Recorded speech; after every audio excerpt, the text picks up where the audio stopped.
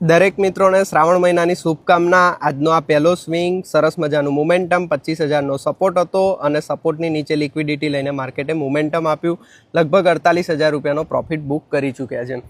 સાચી વાત કહું ને, હું આ જગ્યા ઉપર ના આવતો ને તો હું ટ્રેડ ના કરતો, કારણ કે મેં તમને કીધું હતું કે અત્યારે માર્કેટમાં મોમેન્ટમ ઓછું છે, આપણે ટ્રેડ નહીં કરીએ। હું ટ્રેડ અવોઇડ કરતો, હું ખોટું નથી બોલતો, બટ આ જગ્યા ઉપર આવ્યો તો મને એવું થયું કે સ્વિંગ ઉપર મારે ટ્રેડ કરવો જોઈએ, મારે વિડીયો બનાવવો જોઈએ, એટલા માટે મેં ગઈકાલે ટ્રેડ કર્યો હતો। ગઈકાલે 62,000 રૂપિયા પ્રોફિટ કર્યો હતો અને આજે પણ લગભગ 48-50,000 રૂપિયા પ્રોફિટ હું કરી ચૂક્યો છું।